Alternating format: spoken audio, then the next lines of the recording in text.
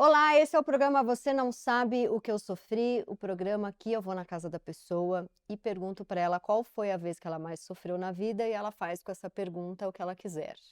E hoje eu estou com André Alves, esse deus grego belo, viciado em chás, psicanalista, pesquisador, cofundador do Float Vibes, apresenta junto com o Lucas Lidke o Vibes em Análise, que é o meu podcast preferido. Eu falo isso de vários podcasts, mas top 5 preferidos. Tá, eu tomo como um elogio. Tô aqui na casa dele, onde ele vai morar por mais 2 semanas só, porque ele não quer falar da vida íntima dele, mas eu vou falar, vai juntar aí com o seu belo namorado. Pô, Obrigada por ter topado, André. obrigado por me convidar. Sou fã sempre.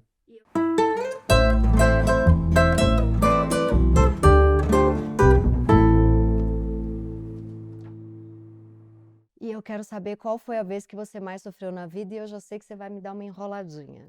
Eu vou, eu vou fazer o psicanalista raiz nessa hora e eu vou dar aquela desviada.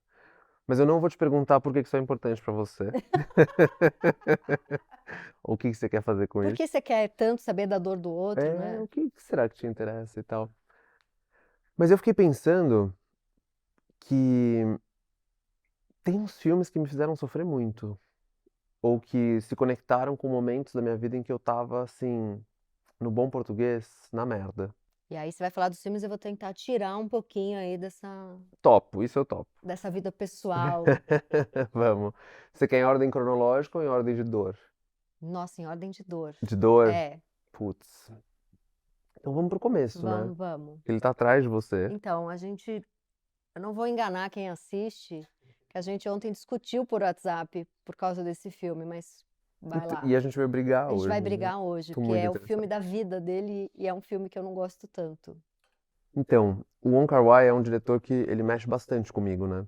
E aí eu assisti o In the Mood for Love, que eu esqueci qual que é a tradução dele. Ele é um filme dos anos 2000, mas eu assisti ele bem depois. Eu fui assistir lá em 2010. Eu tava meio que me separando na época, Uhum. De uma relação longa? de uma relação longa, e bastante atravessado por esse tema, os desencontros do amor. E esse filme, ele é um filme que, pra mim, ele é sobre isso, Uhum. e também ele é sobre essa dor muito difícil de descrever, que é a dor de uma traição. Fazendo um spoilerzão, mas é um filme sobre duas pessoas que se conhecem porque elas estão sendo traídas, Uhum. né, O os marido dela trai ela e a mulher do cara trai ele. juntos. Juntos. Sim. Debaixo do nariz de todo mundo, porque todo mundo é vizinho ainda por cima, né. É um novelão, né, mas é um novelão mais arrastado. E e eu acho que esse faz a gente pensar, né, em como tira o nosso chão. Sabe aquela coisa música sertaneja? E aqui naquele motel que você me prometeu o céu, me tirou o chão. Uhum. Esse filme fez isso comigo.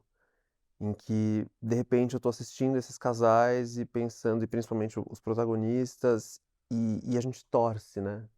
Eles vão ficar juntos, eles vão conseguir, eles vão se recuperar Eles vão dessa. se vingar juntos, que é o que aconteceria numa novela das 8. Exato. E não acontece. Uhum. E falha, e é. Sei que a sua parte favorita do filme é como ele é arrastado, né? Eu já vou falar por que que esse filme me irrita. E aí eles não conseguem, né? E passam-se anos e esse desencontro ele perdura. E acho que ele me faz pensar, toda vez que eu assisto, eu já assisti mais de 10 vezes, ele me faz pensar em como é frágil, como é injusto, como às vezes a gente coloca tudo que a gente tem num amor, na esperança de que, bom, isso aqui vai me fazer atravessar esse momento da minha vida, ou a minha vida, ou a gente vai construir uma coisa juntos e a gente não tem garantia nenhuma. É uma boia salva-vida que nem tá lá, né? Meio furada. Meio furada. É. É muito injusto isso mesmo. Sabe, é uma dor funda, né? E ela é difícil da gente descrever, e ao mesmo tempo é estranho quando esse amor tem tudo pra acontecer e ele também não acontece. A gente não consegue, como se alguém tirasse a boia na hora que a gente fosse agarrar, né? Isso Tô quase gostando do filme, já vou ver de novo. ver juntos. Vamos A ver. gente vê ele juntos, pausa. Vou falar do filme, mas acho que tem a ver também nas relações, como a gente vê as relações, né. Eu tenho uma dificuldade quando tem segura o drama, segura então, por exemplo, o meu filme de amor preferido é um dos, né, mas acho que tá entre os 3 é o Call Me by Your Name, porque a dor daquele menino, Hum.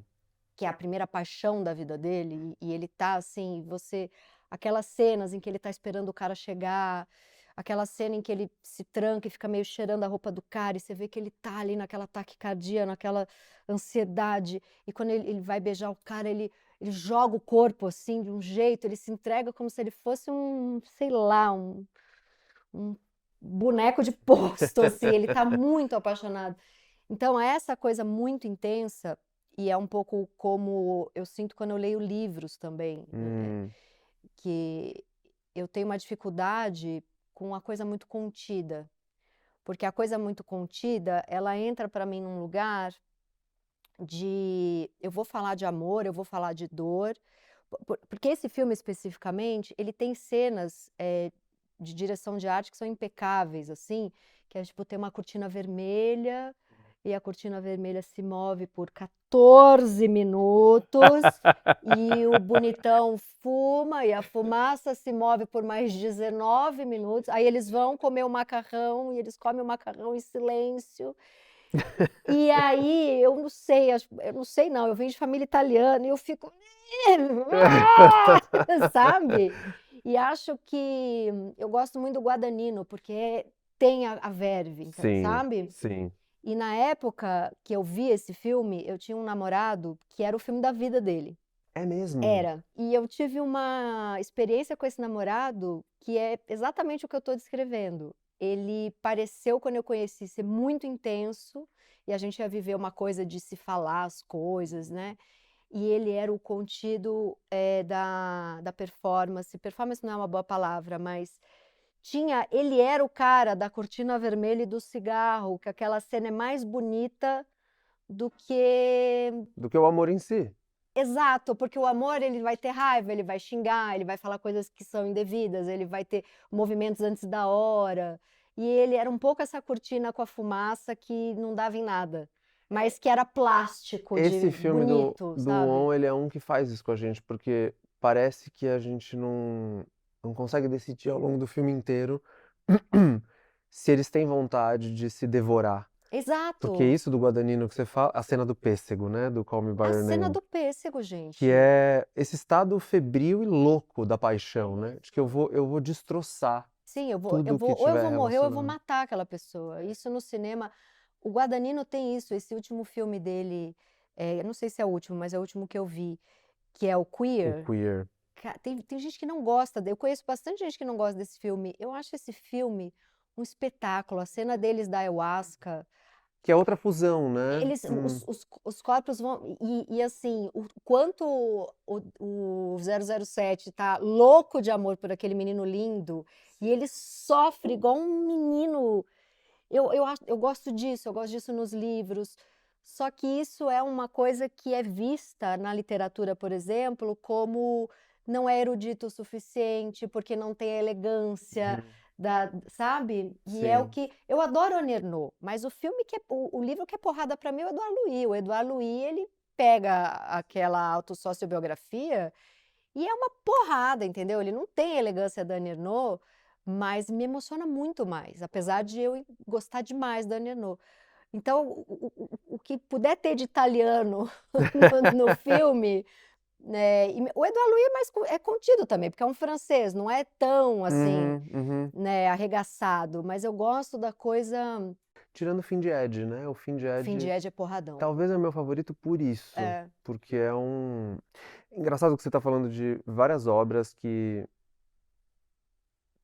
tocam numa coisa que você não sabe o quanto eu sofri, é, que é, crescer e ser e amar como um homem gay. É claro, minha condição branca, cisgênero, tem vários traços e marcadores que me atravessam, mas Queer, por exemplo, é um filme que mexe muito comigo e eu sou um dos que gosta do filme. o cara tá tão apaixonado que ele se deixa fazer de... Gato-sapato, né. E tipo assim, eu pago pra você ir comigo, de tão louco que ele tá por aquele menino. O que me impressiona mais é como ele vai aprendendo ao longo do filme a transformar migalhas num banquete. Isso, lindo. Isso é uma dor, Isso é uma né. dor. Aquele jantar dos 2 em que tá um de frente para o outro, ele quer contar a história da vida E dele o e cara dizer: não tá "Olha, essa é a ouvindo. minha dor, essa é a minha história, por favor, se importa". E o outro não tá nem aí.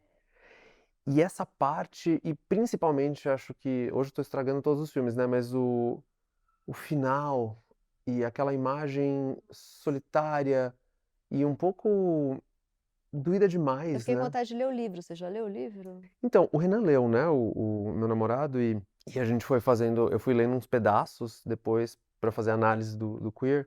Achei o Guadagnino bem benevolente com o Burroughs, né, porque o Burroughs é meio ele é um pouco asqueroso, né, tipo, ele Uhum. vai escrevendo de um jeito, mas assim, a história do cara também é bem complicada, mas fiquei No filme principalmente você gosta dele. o Lee do filme é um Lee bem mais leve, Uhum. mas aquele final e a velhice, né, a velhice pra uma pessoa LGBT é um troço. E ele termina sozinho. É bem Ele bonito. termina de um jeito Eu acho o Guadagnino muito foda. Aquele outro que eles jogam tênis, como que chama aquele? hum, challengers, Challengers. rivais, É bom demais aquilo. A menina saca que eles têm tesão um no outro e vai jogando. isso é Eles bom. jogam com o outro o tempo todo, né? Uhum, uhum. Eu acho ele brilhante. E tem a coisa latina ali, né? Forte, né. Forte, é. Mas Mas o Call Me by Your Name é um que você falou e tem alguém dentro da minha cabeça trabalhando muito, né, porque tem uma coisa no filme que é super polêmica, que é porque tem uma discrepância de idade entre os 2 muito grande, tem a questão, né, do menino, tem muita discussão sobre é uma relação abusiva, não é uma relação abusiva, né, tem alguma coisa, mas tem no filme uma coisa muito impressionante que é a cena do pai. nó eu achei que eu ia ter que chamar um SAMU, porque eu estava no cinema. Aquilo que o pai fala pra ele, meu Deus do céu. E o ator que faz o pai dele, ele é sempre meio segundo ou terceiro nos filmes. É um puta É, ator. verdade, verdade. E, nossa, e ele fala: "Isso que você sentiu é uma preciosidade. Não tenta se livrar logo dessa dor, porque tem gente que nunca sente isso". Ele fala: "Talvez eu nunca tenha sentido isso". Então, é É muito muito é muito bonito. bonito o que você tá puxando, porque eu não tive esse pai, Nem eu. e eu não tive nenhuma figura masculina na minha vida próxima do que esse pai faz. Não sei se muitas pessoas têm esse acesso, mas você sabe que no Call Me by Your Name foi um filme que me pegou exatamente nesse lugar, assim, que é uma Aquela família meio perfeita dele, né. Deixando ele viver aquilo, ao mesmo tempo um pouco preocupado, mas dando a distância suficiente para ele viver. Quando ele liga chorando para a mãe ir buscar. é muito Meu bonito. Deus, como esse filme é bonito. Puta. Você vê que, ó, o Wong Kar-wai a gente já até parou de falar dele. Sacanagem. Um beijo aí pra cortina que se move por 28 minutos. E para os 46 vestidos, né, 23 aparecem em Mas é um cena. filme lindo, é impecável, é lindo, esteticamente lindo, mas eu não acho que o amor é esteticamente lindo, eu prefiro a cena dele se masturbando ali O com o pêssego, pêssego, a e o cara brutalidade. vai e ainda come aquilo, e ele: "Você tá me zoando?", ele falou: "Não", aí eles se abraçam. Ah, é muito bonito. Mas os seus próximos filmes? Vamos começar por uns próximos pra ver em quais a gente vai terminar. Past Lives, você não quase morreu? Foi um que mexeu bastante também. Nossa. É bonito esse filme, né. Ele é intenso mesmo.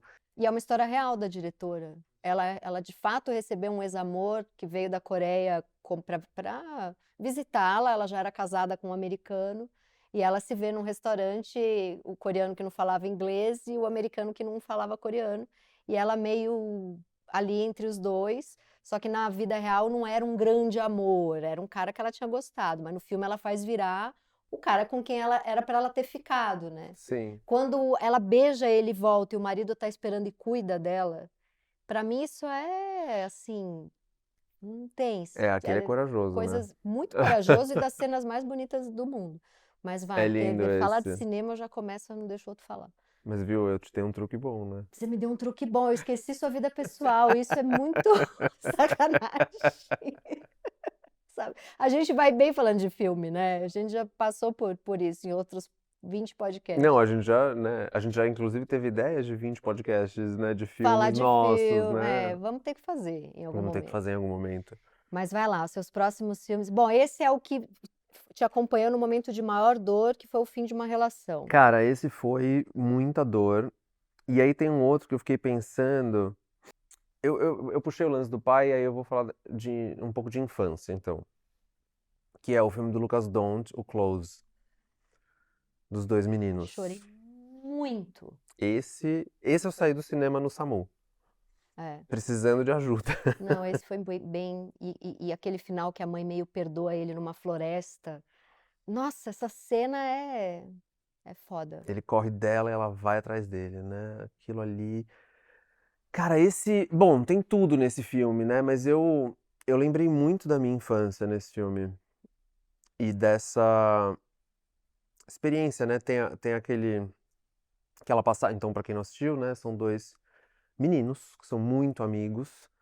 Existe uma curiosidade erótica e sexual entre os dois claramente colocada, né? Mas uma intimidade muito forte. E a sociedade chega, né? E os meninos da escola que tiram muito os dois pra gays começam a fazer muito bullying e aí o Leo, né, que é o protagonista, ele vira de lado. E essa cena na escola, né, em que ele tira sarro do Remy, que é o melhor E amigo. isso antes, o filme construiu eles dormindo juntos como melhores amigos, criança ainda, mas assim, cenas lindas deles acordando e rindo muito, e brincando, e lindo. Cumplicidade, né? É, lindo, lindo, lindo. É, esse eu pensei muito nessa intimidade que eu tive e que também me foi roubada, né? Você tinha um melhor amigo. Tive alguns melhores amigos em que a gente era muito próximo e eu tenho uma história muito antiga, mas que a escola interviu, né? Eles são muito próximos, eles não podem ser tão próximos assim. Eles têm colégios católicos a vida inteira, né? E hoje eu fico pensando muito como é que deve ter sido para os meus pais lidar com esse assunto e conversar sobre esse assunto, né? Lá em casa o pessoal não era muito bom dessas conversas, mas Hoje em dia melhorou? um pouco. Acho que desde que os meus pais se divorciaram, as coisas melhoraram bastante. Mas fico sempre pensando nisso, como teria sido se isso não tivesse imposto? Como teria sido se o machismo não fosse tão bom em fazer o que ele faz de melhor, né? Que é destroçar. O Close é um pouco isso. E o filme é um pouco mais radical, né? Porque tem um suicídio, né, no filme que é muito cruel e Muito muito dolorido, pesado, muito pesado. muito. Porque a gente sabe, é uma fratura que nenhum daqueles sujeitos ou daqueles personagens se recupera, né? Ninguém. Irrecuperável. Uhum. Claro, eu não tenho isso na minha história, mas é fraturante, né? Muito. Esse filme, ele é sobre uma. A Amélie Lacombe falou, né? Esse filme é sobre masculinismo, como ele pode destruir uma escola inteira, duas famílias, a vida de duas crianças e todas as outras crianças envolvidas também no bullying, apesar de estarem fazendo bullying, são crianças que a escola e as famílias podiam ter ali barrado, né? Não Exato. dá para essas crianças carregarem esse peso também. Esse filme, ele é muito. Eu acho que esse filme, ele tem a. Ele é que nem a série Adolescência, que você vê e é um divisor de águas, é um porradão, assim, você fala. Nossa, isso aqui precisa muita discussão, porque isso aqui chegou para transformar. É. Isso aqui vai transformar todo mundo que assistir. Uhum. Ele é um filme tipo Adolescência, que a série é transformadora, assim, todos Verdade. os debates que surgiram depois. Esse filme não tem uma pessoa que não fale, cara, esse filme me arrebentou, eu repensei coisas, assim, e ele é muito bem dirigido, né? Muito delicado, ele Essa é direção de lindo. ator é muito É, boa é. mesmo, né? Mas fico pensando no traumático, né? Uhum. Como é avassalador mesmo. Esse teu melhor amigo que a escola interviu, você tem contato com ele? Se vocês Não, são amigos? a gente se separou mesmo. Que triste, né? A vida seguiu. Mas foi muito dolorido um processo em que a gente precisava de uma vila nessa hora, né? Mas infelizmente não deu, estava todo mundo ocupado ou muito cheio de coisas para fazer e esse negócio não conseguiu se construir. E aí algo ruiu, né? E acho que na clínica eu penso muito nisso, você sabe que eu falo sobre solidão gay sem parar. Mas solidões LGBTQIAP+, de uma forma geral, mas eu fico pensando sempre como são muitas ruínas, às vezes, e é difícil atravessar essas ruínas, e é difícil até falar. Sei lá, eu conto nos dedos de uma mão quantos melhores amigos com quem eu já consegui conversar sobre essas coisas. Como essas histórias, né, de escombros, elas são pouco socializadas ou muito difíceis de socializar. Por isso que teu episódio de Solidão Gay foi a coisa mais bombada, foi impressionante, né? Foi Foram o 2 mais ouvido episódios. até hoje, não foi? Do Vibes e Análise? Sabe que não? Você sabe que o Eu já ouvi 2 vezes e eu nem tô na solidão gay, mas eu tô na solidão. É muito bom, é muito foda. esses 2 eu gosto É, bastante, mas o mais ouvido é o Manual Impossível da Rejeição, né. esse eu já ouvi umas 3. Mas eu imagino que quando você fala de solidão gay, você deve receber muita mensagem e até tua clínica deve receber pessoas também, porque é isso, né. Eu vejo assim, a minha filha tá agora numa idade, as amigas se abraçam e se beijam muito, é a coisa mais linda do mundo. Mas eu percebo alguns pais, assim, tentando barrar um pouco isso, sabe. Tem a criança, ela o tempo inteiro alguém tá preocupado, olhando pra Sim. uma o que que eu vou fazer com a sexualidade da criança. Isso. Ela indo para um lugar óbvio que a gente tem que tomar cuidado, porque existe, pedófilos, eu posto pouquíssima foto da minha filha, então tem esse lugar mais grave, mas tem o lugar que às vezes são 2 amigas de 7, 8 anos que ficam se agarrando e eu já teve mãe que falou para mim, elas ficam se beijando muito, ficam se agarrando muito, e eu percebo que afasta, sabe. Sim. Tem uma coisa de não sei o que fazer com essas crianças, assim. É, o controle, ele é quase inevitável, né, ele tem que ficar sendo muito vigiada essa Monitorado o tempo sexualidade. inteiro, assim. E é uma fase muito de descoberta, né, então, quer muito tomar banho junto, quer muito se agarrar, e eu tô ali, mas eu tô com um olhar muito mais leve do que, sei lá, tem outras pessoas ali que eu percebo que tem um olhar mais tudo é muito perigoso e errado e Deus me livre ter uma filha sapatão.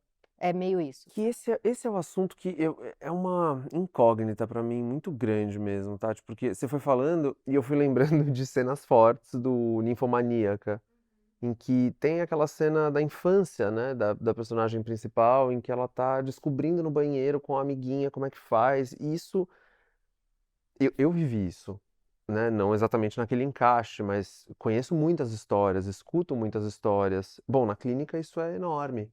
De pessoas se descobrindo com amigos. A curiosidade sexual infantil Uhum. pulsando, Sim, né, e o Freudão estava certo, né, sim. ele realmente pegou um negócio muito específico e muito humano. Mas isso é muito proibido, isso é muito problemático, isso é muito errado, isso é muito perigoso. Da mesma forma, qualquer conversa sobre sexualidade nas escolas também ela é fortemente barrada. Os pais são soltos um pouco, sem muito por onde pegar e como conversar. Então, assim, esse assunto ele pode ser debatido onde? Sim. Ele pode ser pensado e elaborado onde? Ainda bem que tem o cinema, né, porque o audiovisual nos ajuda pelo menos a puxar algumas discussões, exato. Aí A tenta falar literatura. de educação sexual nas escolas, vem uns arrombado pra falar que é mamadeira de piroca. É, É. é isso. E aí, esse assunto ele vai sendo totalmente mantido no campo do tabu, né. É, e quanto mais tabu, pior, né. E eu sou muito relaxada e tranquila de conversar essas coisas, e eu percebo o bem que faz para Uhum, uma criança, uhum. sabe. E na hora aquilo de desmonta a parte tensa da coisa e, então, sabe, assim, eu falo muito pra minha filha: "Ó, der vontade de pôr a mão, faz lá no seu quarto, tranquila, sabe, você não vai fazer na sala na frente de todo mundo". E eu sei de mães que falam: "Tira a mão daí agora", sabe? É um absurdo isso, gente. Aí o que que tá ensinando? O que a gente sabe, né, na psicanálise é que isso, bom, essas marcas, tudo é válido, né, e tudo isso vai contornando de alguma forma e deixando a sexualidade menos ou mais, ou de formas diferentes expostas e tal. Mas é curioso, né, porque você foi falando e eu fui pensando, nossa, quantas coisas também na nossa história são experiências que elas têm um nível de sigilo importante, né, e essa conquista da autonomia, ela também é importante para a gente ir descobrindo os nossos próprios caminhos e como as coisas se desdobram, né. Na minha família tem uma coisa curiosa, né, porque a minha família tem algumas pessoas LGBT, então isso sempre foi muito presente, né, apesar de eu ter um pai bastante refratário a essas questões, eh esse foi um assunto sempre mais ou menos presente e inevitável. E eu sempre brinco que, nossa, eu tentei muito ser hétero. O meu caminho foi um pouco Que é diferente, outra assim. dor, né? Puta que Exato. pariu. E nesse sentido, chegou algum momento em que eu precisei cavar as minhas próprias experiências, e de outro jeito, e mesmo eu lembro de um tio meu que ele ficava apavorado porque eu gostava muito de sair com os meus mais velhos. Então eu tinha, sei lá, 13 anos e eu gostava de sair com o pessoal de 18. E sair, a balada, a vida, né, e eu tinha um tio bastante rígido que ele falava assim: o caminho disso a gente já sabe, ele vai acabar na sarjeta". Só porque você tinha um amigo mais Só porque eu tinha velho. amigos mais velhos. É. E eles morriam de Vai mexer com tóxico. era A isso. minha fa É que eu sou mais velha que você, na minha época era: "Ih, tá mexendo com tóxico". Eu ficava: "Será que é tóxico?". O que eu pensava era: "Gente, mas isso é o menos pior do que eu faço".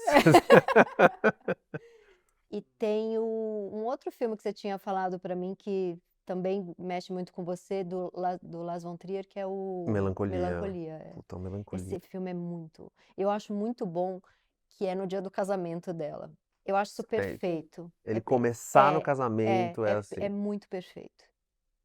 Tá, esse filme é meio assim, para entender você tem que ser de uma farmácia específica, porque tem gente que não entende nada desse filme. Eu não entendi, é um meteoro, mas ao mesmo tempo ela tá casando, justamente. A angústia da porra, ele é um filme sobre o É, e eu fico pensando, pelo menos do jeito que ele bateu em mim na época, porque eu fiquei, né, a gente depois que conversou, fui dormir, acordei pensando nesses filmes e nas épocas que eu assisti. E esse filme me fez pensar logo no começo, né, eu fui atrás das minhas anotações, porque eu anoto compulsivamente sobre os filmes, né. Quantas relações são engolidas por uma depressão, né? Quantos casamentos, quantos nossa, amores sim. são devorados por uma depressão? Ou por angústia de uma forma geral, né, mas quando a melancolia ela se instala. E o melhor desse filme é que tá todo mundo apavorado que o mundo vai acabar, e é aí que ela fala: "Agora a galera tá entendendo como que eu me sinto". É um pouco, esse filme me fez pensar muito como é que eu funciono em avião. Quando tem turbulência e o avião inteiro tá angustiado, eu acalmo. Porque eu falo: "Agora tá todo mundo junto aqui". Porque quando eu tô desesperada e nada tá acontecendo, a mulher tá calmamente: "Gostaria deste salgadinho de merda?". E eu tô assim, tipo: "Estamos morrendo". Eu não faço nenhum sentido. Quando tem turbulência e eu vejo todo mundo assim, eu penso: "Eu me sinto assim o tempo inteiro, não precisa nem estar no avião".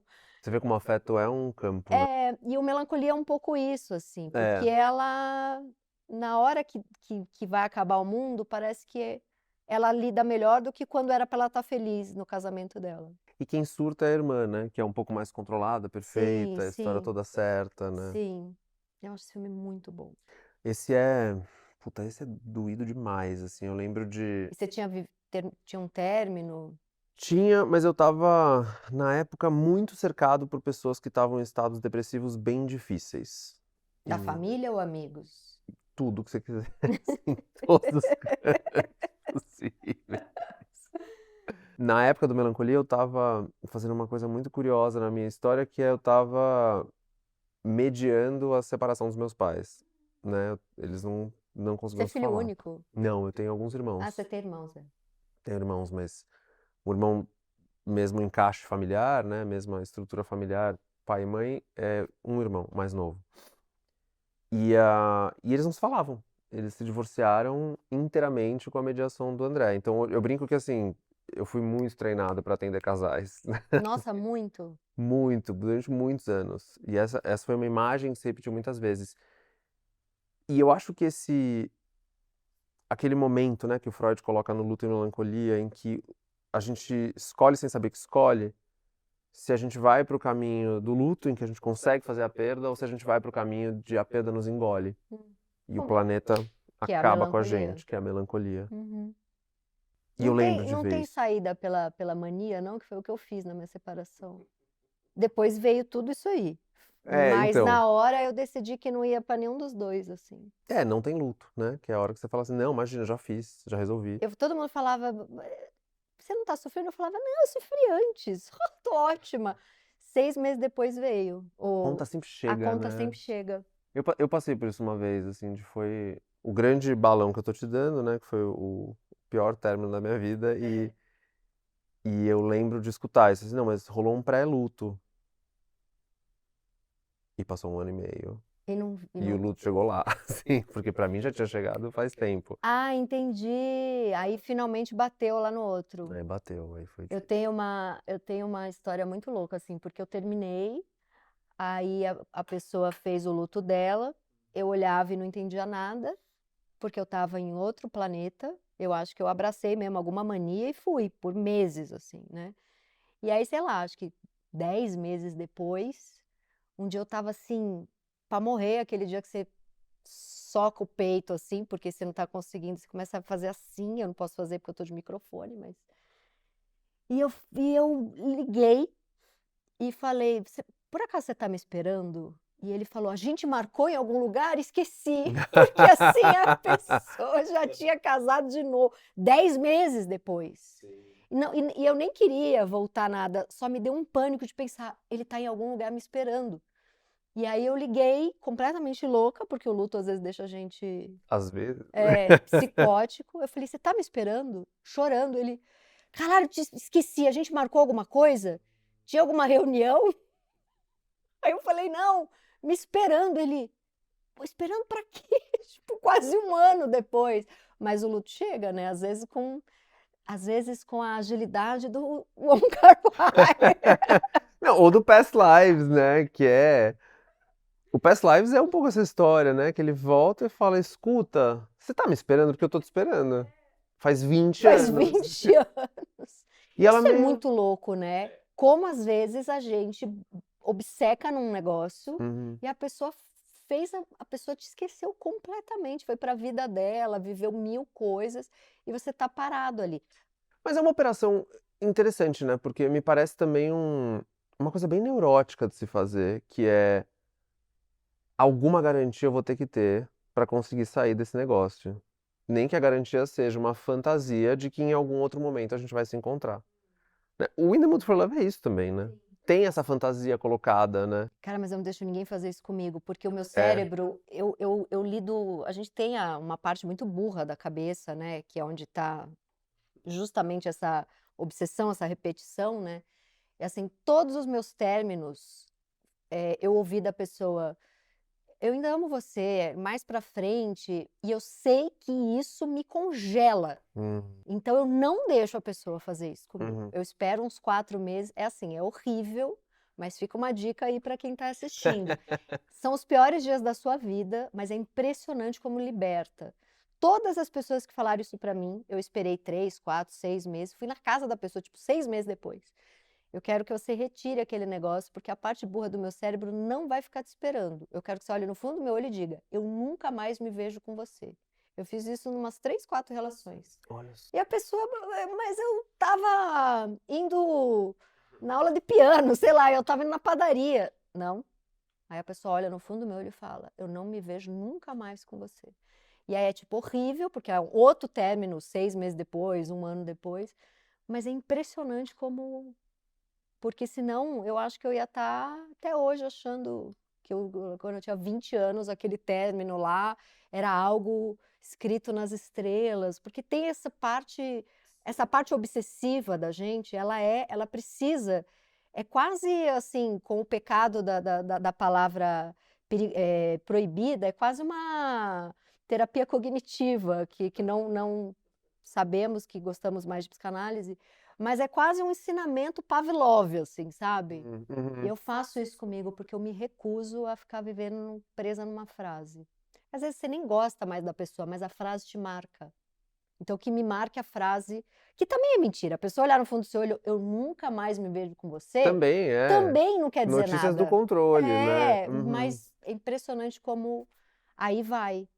Eu não me, porque eu me pego muito em palavra. Tem aquela. Você foi falando e eu lembrei da cena de outro filme, que pra mim é muito dos favoritos, que é Closer, do Mike Nichols. Nossa, todos os meus términos de namoro, que foram aí pra base de uns 15, eu vou ver esse filme. Você jura, Juro, ele é Tati? o filme que ele tem uma simbologia de encerrar relações pra mim. Eu Uau. acho esse filme muito o resumo da porra toda, assim. É como eu resumo o filme. Por que isso? E ela fala, né? A Alice, Alicia, Natalie Portman, ela fala pro Jude Law, né? Eu não te Cadê amo esse amor? mais. Ela é. Ela abre a cena com eu não te amo mais. E ele fala, como assim? Desde quando? Ela, desde agora. E aí vai andando a cena e ela fala, cadê esse amor? É. Você me disse, cadê essa Eu não promessa? sinto, eu não pego, eu não vejo, eu não. Não tem experiência emocional, né? Não tem mais um negócio que fala com o meu senso de si, assim, é E só. ela avisa ele no começo do filme. Ela fala: eu amo, amo, amo, amo, até que uma hora eu. Nossa, não amo mais. É num segundo que eu sinto. Ela avisa ele no começo do filme. Sim, E ela fica afim dele, mesmo ele larga ela, fica com a outra, tem uma vida com a outra, e ela continua amando ele. Mas aí eles voltam, ele sai uma hora no corredor, quando ele volta, ela já tá com o rosto diferente e fala: eu não sinto mais nada por você. É meio até meio sociopata o olhar dela, assim, é. É sim, muito bom esse filme. sim, que mas é interessante mesmo você falar sobre esse filme ser um marco nos términos, porque lembrei daquele texto do Freud do Contribuições à Psicologia do Amor, que ele estabelece aqueles três momentos, né? A paixão, que é o Call Me By Your Name, né? E essa coisa muito febril, colérica, eu quero me misturar, eu quero folie à deux, né? Eu quero ser louco junto e a gente vai virar aqui uma grande maluquice. Escorrega pro amor, um pouco mais pacífico, né? Um pouco mais uma experiência de alteridade, me importo, me preocupo e tal. E aí o Freud, eu acho bem pessimista esse texto, mas quando ele fala sobre a degradação como a terceira fase. Essa fase em que a gente desinteressa mesmo, em que a gente assume que a gente já sabe tudo sobre o outro e que, portanto, vai ficando meio chato. E como é difícil lidar com essa parte, né? Como é, bom, na clínica de casais isso é muito presente. Como é que a gente traz a surpresa de volta e estimula de alguma forma o desconhecimento para que se possa E como reencontrar, faz? repactuar. Ninguém tem a. Ninguém tem a receita, né? Mas para uns vai ser a aula de escalagem, para outra viagem para sei lá onde, para outro vai ser a gente vai transar em grupo semanalmente, sei lá, né? Todo mundo vai criando as suas novas possibilidades, as suas novas relações e aquela frase clássica, né, de que uma relação para ela perdurar são vários casamentos dentro de um. Você assistiu Cenas de um Casamento? Não, não a série.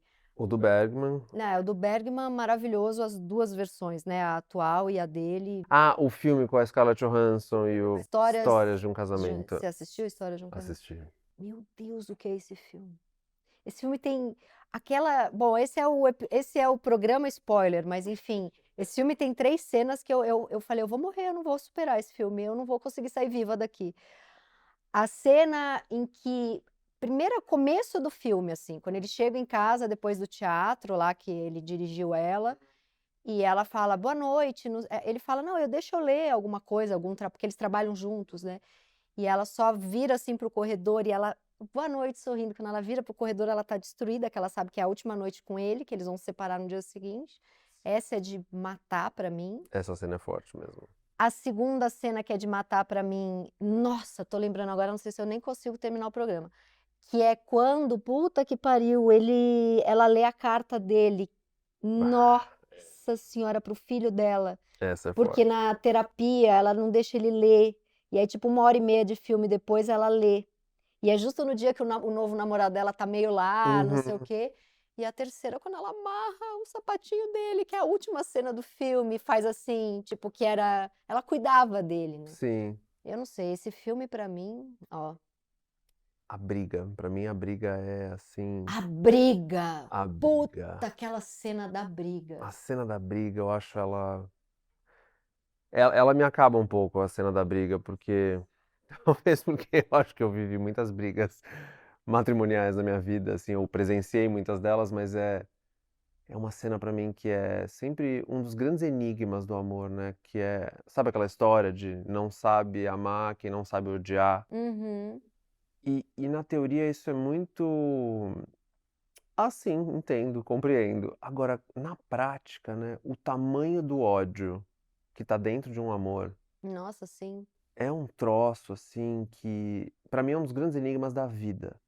Como pode, sabe, como pode você querer destruir, acabar, fim da reputação, bom, em tantos casos, né, violência física, né, mas como pode, né? Aquela pessoa que, putz, contigo a gente vai até o fim do Você mundo. sabe que eu tenho umas amigas que elas riram muito da minha cara. Eu escrevi um livro inteiro que dava uma detonada numa pessoa. Aí eu cheguei na casa da pessoa com o livro inteiro que detonava ela e fiz: "Ó o que eu fiz pra você".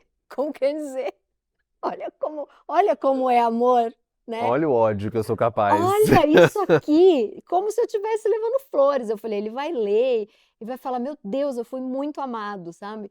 E aí eu fui almoçar com as minhas amigas e elas: "Cara, você é completamente louca, porque como é que você dá um negócio desse pra uma pessoa achando que ela vai ficar De boa. envaidecida, né". Hum. Mas pra mim é isso, olha onde eu cheguei. É um livro inteiro que tira sarro de você.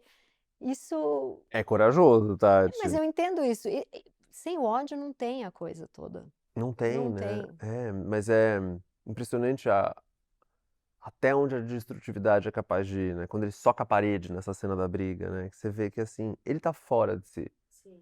não tem contenção. E eu acho que ele soca a parede numa busca de limite mesmo, né, que Sim, é: "Me volta pra esse corpo porque eu eu tô tô enlouquecendo". enlouquecendo.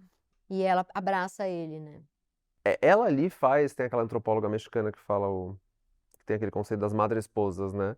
Ela é a madre esposa, né, ela é mãe e esposa ao mesmo Ela é tempo, ela muito faz um mãe cuidado com dele, aquele é. cara que, pelo amor de Deus, Que né. é a cena dela amarrando o sapato Que dele é, no então, eu lembrei final. disso exatamente quando você descreveu essa cena do final. Eu adoro esse filme porque é a história da separação do Noah Baumbach, e ele faz com uma delicadeza de botar o cara como babaca e a mulher legal. Porque foi um término que ele sofreu pra cacete, e aí ele demorou 10 anos, porque eu acho que se ele tivesse feito o filme 1 ano depois, ele ia esculachar a mulher, né.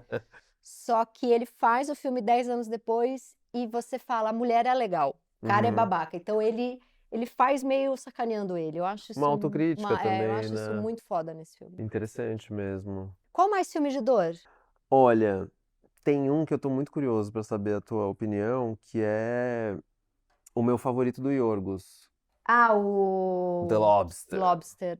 Esse filme eu dei risada, eu não consegui sofrer. Foi? Me conta, mesmo com o final? Ele é bem lindo ele é bem louco esse filme. Eles se apaixonam, né, é aquela atriz que você ama, A né, a Rachel Rachel Weisz, Weisz. ela. Mas ele, pra mim, ele entrou num lugar de que filme doido, vou me divertir. Não, eu Entendo. não sofri muito nesse filme. Por que que te pegou tanto? O final é foda mesmo. Eu acho que aquele é vou fazer uma leitura, assim, muito rasa, mas é um filme é um tratado sobre a monogamia, né, e as relações e os aprisionamentos e o que acontece, claro, de um jeito muito metafórico, mas o que acontece quando uma sociedade inteira é desenvolvida ao redor de uma unidade básica que é o casal. E quanta expectativa a gente coloca num casal e como a gente tem essa crença em cima de um casal. E eu acho uma história bonita porque, de alguma forma, o amor resiste. O amor acha um lugar, acha uma brecha no meio daquela maluquice inteira pra florescer. Me lembra um pouco esse filme. Assim, eu lembro que o irmão dele é um cachorro. Eu lembro que eles estão num hotelzão, Eles vão pra aquele hotel em que, bom, você tem uma chance que você vai achar um par aqui. Se você não achar, você vai virar um vai animal. virar um bicho, Vai virar um bicho. E se você achar, você sai do hotel e vai pra cidade viver. olha que maravilha, você vai ter acesso à sociedade. Ideia boa pra caramba. E aí, ela é meio da resistência, né, e eles vão vendo como fora do hotel tem os selvagens, né, acho que era esse o nome inclusive. Ele encontra ela no meio do mato, né, ela tá, tipo, caçando um bicho. Que tem um pouco uma luta, né, entre a resistência e o hotel, o sistema todo de Nossa, controle. a simbologia do filme é bem foda mesmo. E ela perde a visão, né. E a promessa dele no final é: "Eu vou fazer o mesmo, e a gente vai ser a nossa metade". E aí o final é aberto. Mas ele por que que ele quer virar o Lobster? Não, ele não quer virar, Mas ele né. fala isso uma hora. Que é o animal dele, Ah, sim, se né. ele for virar é pra Sim, ser sim. esse Se eu não me engano é isso, é o exato. inner animal dele. Ai, gente, tô lembrando de um date que o cara falou pra mim: "Qual é o seu animal, eh, qual que é?" "É, o seu animal interno". Aí eu: esses dates que você faz. Qual é o seu animal interno? Eu falei: "Não, eu nunca parei pra pensar qual é o meu animal interno". "Não, é importante, né, pra gente poder se conhecer". Eu falei: Olha qual só. que é o animal que vai embora mais rápido daqui pra eu poder ser o meu?". Mas, não, agora você falando eu preciso até rever esse filme. Eu acho que entrei num outro lugar, assim, mas ele é bem foda mesmo. É que é e aí aquele final aberto, o final aberto foi o que me sacudiu, porque eu acho que eu levei o filme na boa a primeira vez que eu assisti ele várias vezes já. E eu fui fazer o Pobres Criaturas, né, Aí você reviu. aí eu revi, fui de Foi na novo. segunda que, tipo, é porque a primeira eu só fiquei: "Cara, esse cara é gênio, que filme estranho. Ai, que esse cara é gênio, que filme estranho". Eu não abracei a metáfora com o meu não entrou, E assim. aquela cena, Tati, eles vão pro diner, e aí ele fala: "Eu vou no banheiro tirar minha visão agora, eu já volto". E ele vai e tenta, e ela tá lá sentadinha na mesa esperando ele voltar. Essas promessas abertas que a gente tem que fazer no amor, e que a gente não faz a menor ideia do final, e pra onde vai, pô, isso é de uma angústia, né. Isso é de uma angústia, cara, que não é possível. Como é que a gente cai nessa? Sabe, na clínica é muito clássico, assim: "Eu não quero namorar, eu não quero relacionamentos, eu vou investir em mim, essa é a minha hora, agora eu vou brilhar e tal". 4 sessões. Passa 4 A sessões. pessoa já se Tô apaixona. perdidamente apaixonado, não sei o que fazer, não sei como é que eu vou sair dessa, mas isso é contra tudo que eu queria, isso é exatamente o oposto do que eu tinha desenhado pra minha vida agora. Vai cagar a minha vida. É isso mesmo. "Ai, mas a outra pessoa ela é assim, assim, assado". É, ela é assim, assim, assado. E ela não torce, ela não torce. É tudo isso aí mesmo, sabe aquela piada de TikTok, né, assim, o perfil do Tinder do cara que tem 20 coisas que são 20 exigências pra ele, 20 não negociáveis. E aí, geralmente, se consegue se relacionar, né, o alecrim dourado, putz, não tem nem umas 2, eu Eu acho. tenho uma amiga que aos 40 anos de idade se separou, eu cheguei na casa dela, ela estava escrevendo um negócio, eu falei: "Que é isso?". Ela: "É uma carta para Deus com tudo que eu quero que o próximo homem tenha". Eu olhei para ela e falei: "Se Deus existir, ele precisa te castrar, porque tá ridículo, você já tem 40 anos, você já tá se Deus existir, ele desce agora na terra e te castra". Porque uma cartinha para Deus com tudo que um homem tem que ter para você gostar dele, você já com 40 anos de idade, Eu brinquei eu ontem entrei em desespero. tem um grupo de supervisão um dos grupos de supervisão que eu faço, e aí eu falei: "Gente, a intervenção analítica, às vezes, a única que funciona é assim: 'Chega! Parou!'". Muito bom. Que é, "Parou essa carta agora. Chega". Tive um analista uma vez que ele falou assim para mim, "Eu acho que eu tô há meses tentando te dizer de várias formas, né, mas eu quero te dizer que a sua infantilidade está te atrapalhando um pouquinho". E ele estava, tipo, tentando dizer de formas lacanianas, winnicottianas, eu sempre saía da análise, tipo: "Nossa, ele falou tão bonito hoje", aí um dia ele falou: "A sua infantilidade, ela tem te atrapalhado um pouquinho". E eu falei: "Agora foi", ele falou: "Foi", eu não aguentava mais, sabe. E a partir disso eu dei uma boa melhorada. Tem umas horas, né, assim, eu lembro de uma Eu lembro ele cansado, assim, já, ele fez assim, ele falou: "Eu vou ter que falar pra essa puta que ela tá muito infantil, vou ter que mandar real pra essa tia". eu fiz análise 10, um processo analítico muito forte pra mim, eu fiz análise 10 anos e durante muitos anos eu estava obcecado pela diagnose, né? Eu queria, acho que eu estava também estudando psicanálise demais, né? E aí eu estava naquele processo de formação como analista e aí eu, não, porque a minha obsessão, porque o meu lado obsessivo, não sei o que, obsessivo, não sei o que. E eu acho que, coitada, ela escutou umas 10 sessões. E aí ela era bem lacaniana, ela só fez assim, no meio de uma sessão, uma daquelas sessões bem curtinhas, e ela só fez assim, obsessivo? Um pouco histérico, né? Ah, maravilhoso. Acabou. Acabou. Ali, sossegou. Nunca mais falei. Mas que anda juntinho, né? Claro, né? É, sim, mas foi Enfim, bom, né? porque ela deu um. Ela deu uma estancada nessa Sim, ideia, né? Que sim. assim, acho que é hora de parar com essa história. Acho que agora, mas de um jeito, Você né? está obsessivo dizendo o quanto obsessivo você é, né? Tá parecendo eu que falei pro meu psiquiatra, eu falei, então, esse remédio da ciclotimia, eu posso tomar ele dia sim, dia não? Aí ele falou, você quer tomar o remédio da ciclotimia de forma ciclotímica? Eu achei isso tão bom. E aí eu resolvi por bem. Tem mais filme? Eu começo a falar de mim. Muda o ciclo, né? É.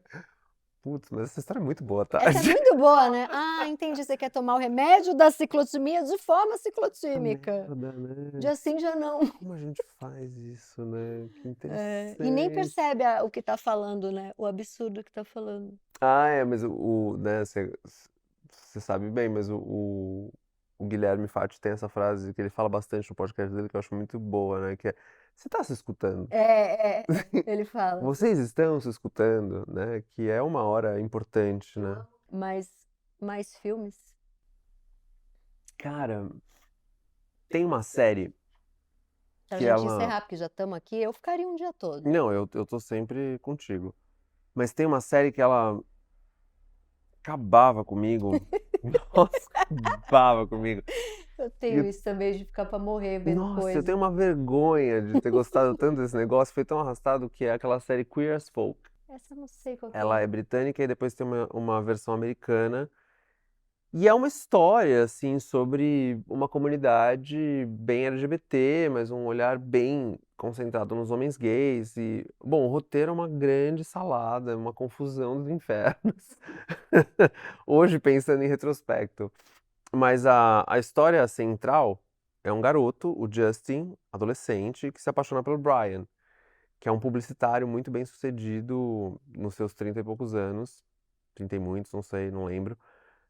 E bom, o Brian é o gay macho alfa e o Justin é um emocionado apaixonado, reduzindo bastante os dois, mas não sei se tem tanta profundidade assim ali. Talvez os fãs de Queer as Folk não gostem dessa ideia. E eu tive uma relação atormentada com essa série, porque a quantidade de Bryans que eu achei na minha vida, Tati, Entendi. nossa senhora. Como, assim, era em série me apaixonar pelo cara muito bem sucedido que não queria nada além de pegar todo mundo num raio de 10 É, na quilômetros. verdade, é a gente vivendo o que não pôde viver na hora do recreio da quinta B. Era. É isso, é pro resto da vida o trauma da sexta série, da sexta D. É Exato. isso. Nossa, era bem isso, assim, bem. E eu. Engraçado você falar isso, porque a minha sexta série foi open de homofobia, né? De homoterrorismo, assim, até bom, o ensino médio, então, nem se fala, né? Estudei num colégio bastante complicado e no Rio de Janeiro. E tinha nossa, tinha uma impossibilidade disso acontecer. E era engraçado, porque eu tentava mascarar muito isso, porque era no colégio e eu era, imagina, o único abertamente LGBT no colégio inteiro, então eu era um alvo em Você era movimento. desde que idade assumido? Cara, assumido, eu não sei, eu sempre tive a experiência de ser a criança gay mesmo antes de eu saber, né? Então isso sempre foi dito de mim, chegou antes pra mim a notícia do que de dentro pra fora. Te avisaram. Eu sempre tive esse estigma, né? Assim, até quando eu namorava meninas, eu tinha esse estigma, então, porque era colocado em mim como um estigma, claro, né? Como um marcador. O gay, a bicha, o viado, etc e tal. Que coisa. E aí era muito louco, porque sei lá, eu tinha 16 anos, 15 anos, 14 anos e eu era apaixonado por muitos Bryans. E não podia contar isso pra ninguém, né? Porque, bom, os meus pais, o que que eles iam pensar, o colégio, o que que ia acontecer. talvez fosse preso o sujeito, porque eu estava apaixonado, né, porque tinha essa disparidade de idades E aí muito de não poder viver, a coisa fica mais violenta ainda, né. e deliciosa, né, porque o Sim, proibido vai criando um negócio na nossa cabeça muito falou proibido, eu dei uma leve umedecida nos lábios, você umedecida. percebeu? Eu tenho uma pessoa de fora que me assiste falar, ela umedeceu os lábios. Terceiro lugar analítico, né, É, tenho, ele tá ótimo. o tempo inteiro. Você não quase morreu com Heartstopper? Você assistiu? Putz, assisti. Não te pegou Agora o bicho tanto? vai pegar. Agora o bicho vai pegar, você não Eu vou gostou. dar o troco, Vai Tati. dar o troco. Eu quase morri com Heartstopper. Nossa, eu achei um saco Saco. essa série. No Espera que eu tenho um pôster que eu trouxe pra pôr atrás de você.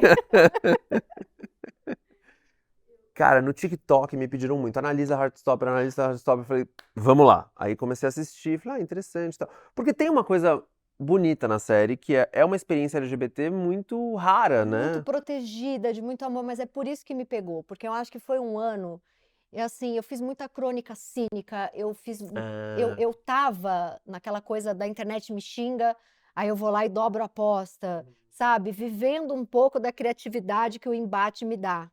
Porque a real é que eu tenho coluna desde os 19 anos, e eu tô com nossa. 46, então eu tenho que ter uma ideia de coluna há muitos anos. Uau. Né? Desde os 19 eu tenho uma coluna semanal, eu comecei em revista, fui para o jornal. E às vezes quando não tem exatamente algo, o embate me dá ideia. Tem alguém que falou alguma atrocidade, eu vou lá e respondo. É um pouco, preciso entregar, entendeu? Nem sempre eu tô afim da briga. E essa série fez eu parar e falar, cara, é tudo bonito. A vida pode ser bonita sim, porque ele tem a proteção da família dele.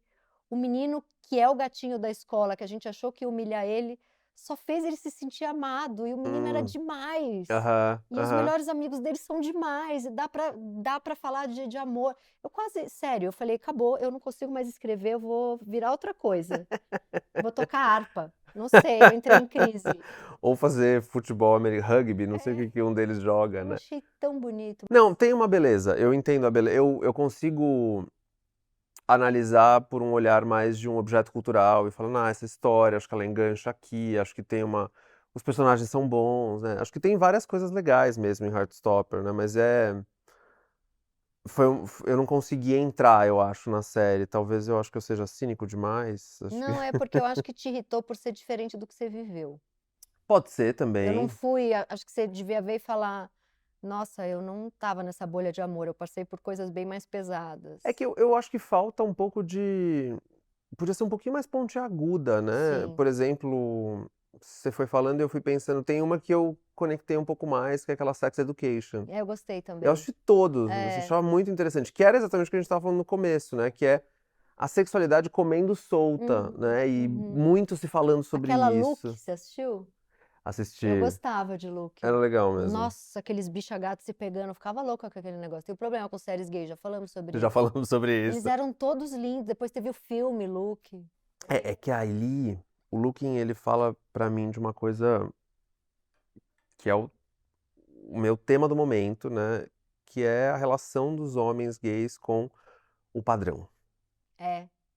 Que é uma coisa que a gente começou a falar uma vez num podcast do Meu Inconsciente Coletivo, que eu achei muito bom, que é essa coisa do se não tá o gato da academia, nem tem chance e as pessoas estão ficando doentes. Não tem direito à Não sexualidade, tem né? direito à sexualidade. Então, eu tô bem enroscado nesse tema, né? Tô mergulhado totalmente, tenho pensado muito Você tem que fazer um nisso. livro sobre isso. É Tô bem, fazendo, é tô fazendo. bem bom esse tema. A E não tem clínica. muita gente falando disso. Eu fico muito angustiado, inclusive, com essa parte, mas é na clínica, na cultura, e Looking é um ótimo exemplo para isso, né? Porque Em eles todos que são lindos, né? e eles estão o tempo inteiro falando sobre desconstruir padrões. Ele tem uma coisa fake ali, né? Então tem uma sacanagem que a cultura faz de uma forma geral para muitos homens gays nas últimas 2 décadas, que é essa, né? De que, claro, você pode ser quem você quiser, desde que você se pareça com um modelo de cueca. Ou você vai ter que lidar com uma pressão violenta e uma quantidade de Agora é liberado discursos. ser gay, desde que você seja lindo. Então nunca é tranquilo. Nunca tem liberdade, Nunca tem liberdade. né? Então é um pouco aprisionadora mesmo essa ideia. E como é que a gente consegue pensar sobre essa ideia? E quantos E de novo, e acho que eu Você tá falei isso sem no meu lugar de inconsciente, fala né. para fazer esse livro. Então Aí é mais complicado ainda. então, mas eu tenho um lugar de falha nesse para falar sobre Hã. esse assunto, mas eu acho que a gente falou um pouco sobre isso, mas tem essa coisa engraçada, né, que é quando eu fiz ano passado o programa da TV Brasil, Sem Censura, Uhum. eu falei um pouco sobre essa ideia. E eu falei sobre como essa ideia ela é aprisionadora, sobretudo para homens mais velhos, que estão lidando com uma espécie com alguma forma de degradação, deterioração do corpo. Porque, bom, é isso que acontece quando a gente envelhece, né? E, e foi uma experiência, TV aberta, né? Você sabe disso muito melhor do que eu, mas é aquela experiência curiosa em que na fila do mercado, na rua ou na recepção da academia, muitos homens me pararam, Que além de legal. mensagens que eu recebi dizendo: eu tenho 50, 60, 70 anos, eu não sei com quem falar sobre isso, eu me sinto radicalmente Nossa, que sozinho, lindo. é dilacerante, é muito difícil. No Nossa, esse livro é muito, muito legal. Na Muito paralela, o pau torou no Twitter e eu tomei muita pancada. do quê? Ele é um homem padrão falando sobre isso. Ele não Entendi. pode falar sobre isso. Ele é hipócrita. Ele teve um que falou um negócio muito engraçado, que é uma piada que eu e o Renan a gente faz até hoje, que é assim, ele namora um gêmeo. Assim, olha, eu acho que a gente é um pouco diferente, mas tudo bem também. Ele namora um gêmeo. Que é. Ah. Você já conheceu o Renan, né? Assim, não sei se dá pra falar que a gente é gêmeos, pelo menos não Não, é que univitelinos. são lindos, mas não tem nada a ver. E eu tomei muita porrada nesse lugar e o Twitter é essa coisa engraçada, né? Que assim, eu não sou muito. Não, o Twitter é uma Mas todo coisa. mundo faz o print e te manda, né? Assim, estou lutando por você, estou brigando por Porra, você. eu nunca entro pra ver me xingarem, mas aí, de repente, chega uma amiga em casa com chocolate. Ai, amiga, eu sinto muito. O que aconteceu? Foi essa história que me falou assim, tá, é esse assunto que eu quero pesquisar, é esse assunto que eu vou ler compulsivamente, que eu vou falar compulsivamente, que eu quero pensar muito sobre isso, Uhum. porque é um tabu, né? É algo muito bem localizado nesse lugar da paralisia discursiva, reflexiva, elaborativa, que é não fala sobre isso, não pensa sobre isso, não abre um pouco dos sentidos em relação a essa conversa. E aí eu comecei a trabalhar, né? Você sabe que a gente tem esse probleminha compartilhado, né? Que é o excesso de trabalhos. Sim. E aí eu tenho pesquisado bastante sobre essa ideia de esse significante, né? Eu acho esse significante muito interessante que é padrão. Porque ele é usado hoje, de uma forma geral, como um marcador identitário. Bom, o algoritmo já entendeu que eu estou nesse. Então eu recebo uma quantidade de. Os algoritmos, né? Então eu recebo uma quantidade de materiais muito curiosos, né? Outro dia, um YouTube Shorts era. É mais provável você ser um milionário do que você ter um tanquinho. Então tem uma quantidade de discursos. E eu acho interessante porque eu acho que tem muitos homens héteros capturados por essa ideia também, né? A gente escreveu na Float um texto chamado Estoicismo Aesthetic. Muitos dos homens.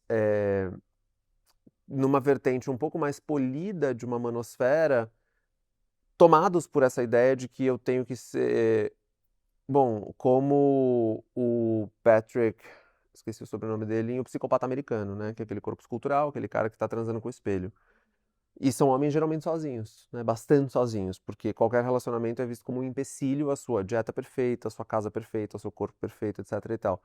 Essa ideia de padrão, voltando para a nossa aba original, ela é absurda porque ela não é um marcador, ela é um processo. Você tem que falar sobre. Eu tenho amigas obcecadas com aquele anel que você fica o dia inteiro te falando. Isso que você comeu vai te engordar, acho que é da Apple, não sei. Eu tenho um relógio que fica mandando eu andar, já me irrita. Mas agora tem o anel que ele fala o tempo inteiro. Hoje você engordou, hoje você não andou, hoje você não sei o quê. E eu tenho amigas que estão obcecadas por ele. E qualquer coisa atrapalha o relacionamento dela com o anel. Ela casou com a academia e é um anel, é muito simbólico isso. Essa coisa desses aplicativos que ficam mandando você malhar o tempo inteiro e comer e etc. Ela casou com o culto ao autocontrole. Ela casou com o culto ao autocontrole e o culto a uma performance de corpo impossível, né? E é uma escolha, né? E é uma série de escolhas, porque tem que ser mantido em processo. Então, 2 dias que você não faz direito já desanda um mês. também, ou mesmo é um padrão, mas é um processo contínuo de padronização. É uma otimização que nunca acaba. É que a gente está totalmente capturado pelo imaginário.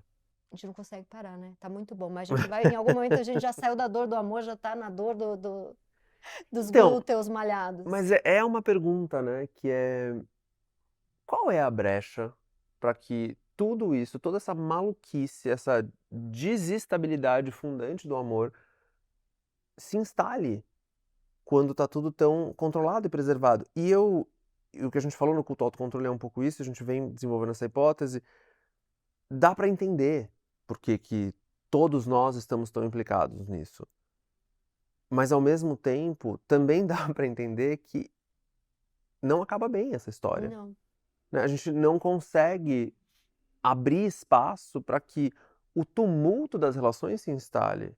Pensa, as cenas de um casamento, o filme que você descreveu, olha o tamanho desse balancê que acontece aí. Não vai dar, talvez, para manter a dieta perfeita, o corpo perfeito, a imagem perfeita, o casamento perfeito então tudo isso vai calcificando a nossa experiência afetiva, a nossa experiência relacional. E aí dá para entender também por que que o pessoal da economia da companhia tá atorando em inteligência artificial, porque aí a única solução é AI mesmo, porque a gente não vai ter tolerância. Não aguenta nenhuma frustração, nenhuma confusão, não aguenta mais nada. Uma das minhas amigas que tá obsessiva com ginástica é porque nos últimos 15 anos nenhum relacionamento deu em nada.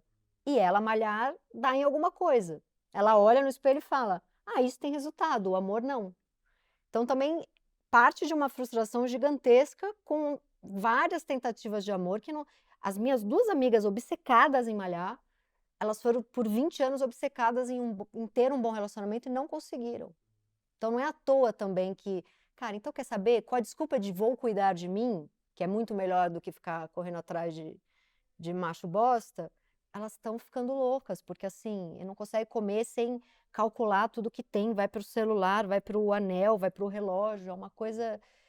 Eu que tenho o pavor de voltar para a anorexia que eu tive na adolescência, eu tenho muito medo desse controle da comida, porque ele me lembra um pouco esse lugar, sabe? Essas pessoas que o tempo inteiro contam calorias e o anel e o relógio, não sei o quê, eu nem mexo com isso, que é para não voltar para aquela sensação. É, que é um comer que vai se tornando muito transtornado, né, a gente vai transtornando o comer ou a alimentação de uma forma geral.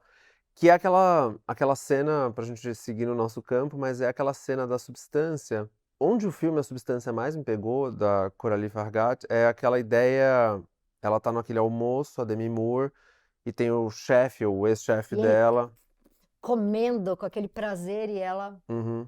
Corta, quando ela quer atacar a Sue e acabar com a Sue, o que que ela faz? Um banquete. Ela cozinha, cozinha, ou ele dá um livro de culinária pra ela, né. E eu acho que tem uma mensagem no filme muito interessante nesse juntando essas 3 passagens, que é a comida, ela se transforma numa ferramenta de ataque. A comida perde completamente o seu poder de nutrição. Bom, não vou nem falar em, assim, você, família italiana, comer à mesa, né, não tem nada disso. A comida não tem sequer o fator de nutrição. A comida é fundamentalmente um instrumento de transtorno, de regulação, de controle, de destrutividade. Gente, aí a gente não acaba nunca, porque você assistiu The Bear? Assistir. Nossa, aquele episódio da família, eles estão cozinhando o tempo inteiro, se atacando o tempo inteiro, na hora que aquela mesa tá com toda a comida que aquela mulher ficou 3 dias fazendo, ninguém come, Cai tudo, cai né. tudo e ninguém come uma ervilha e Uhum, acaba. uhum. É um episódio inteiro deles cozinhando, sujando louças e cozinhando e ninguém come. Indigesto, né, assim, Indigesto como pra é caramba. É. indigesto. Bom, a filia o amor familiar, né, a gente sabe que, assim, o que não falta são elementos É. indigestos. Amor, a gente não consegue terminar, mas a gente tem que Tá bom, terminar. tá bom, Foi muito maravilhoso. que bom. Vamos ter um negócio nosso, gente? Vamos? A gente só precisa preencher o slot das 3 às 4 da manhã, né. Eu acho. Pra que dormir? A gente toma um remédio para performar no neoliberalismo. É isso. Muito obrigada. Você é um arraso e eu vou rever e vou continuar achando o momento. Valeu, gente. Até o próximo programa.